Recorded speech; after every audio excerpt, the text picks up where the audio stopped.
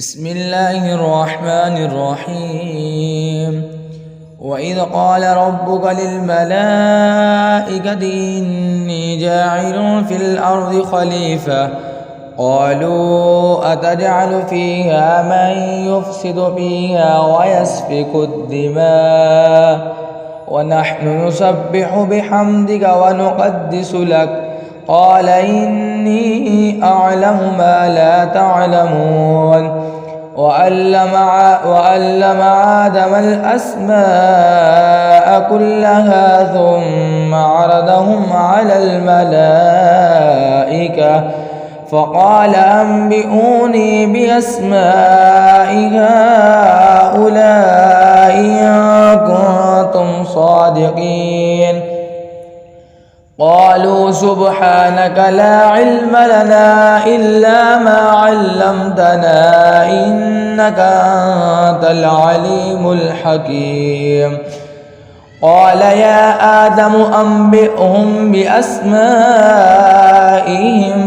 فلما أنبأهم بأسمائهم قال ألم أقل لكم إني أعلم غيب السماوات والأرض وأعلم ما تبدون وما كنتم تكتمون.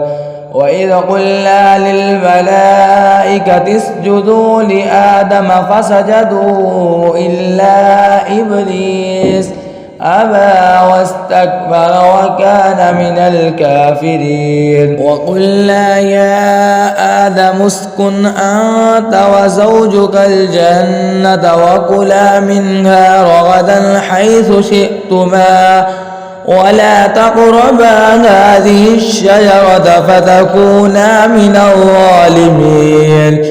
فأزلهما الشيطان عنها فأخرجهما مما كانا فيه وقلنا اهبطوا بعضكم لبعض عدو ولكم في الأرض مستقر ومتاع إلى حين.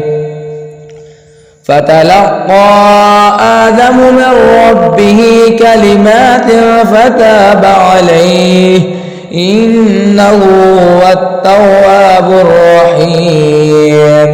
قلنا اهبطوا منها جميعا فإما يأتينكم مني هدى فمن تبع هداي فلا خوف عليهم ولا هم يحزنون. والذين كفروا وكذبوا بآياتنا أولئك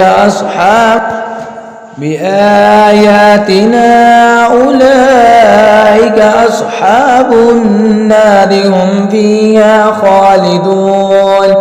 يا بني إسرائيل اذكروا نعمتي التي أنعمت عليكم وأوفوا بعهدي أوف بعهدكم وإياي فارهبون. وآمنوا بما أنزلت مصدقا لما معكم ولا تكونوا أول كافر به ولا تشتروا بآياتي ثمنا قليلا وإياي فاتقون. ولا تلبسوا الحق بالباطل وتكتموا الحق وأنتم تعلمون. وأقيموا الصلاة وآتوا الزكاة واركعوا مع الراكعين. أتأمرون الناس بالبر وتنسون أنفسكم وأنتم تتلون الكتاب أفلا تعقلون.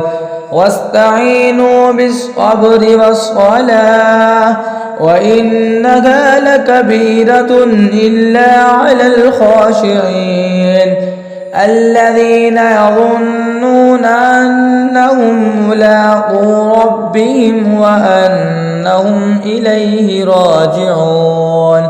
صدق الله العظيم.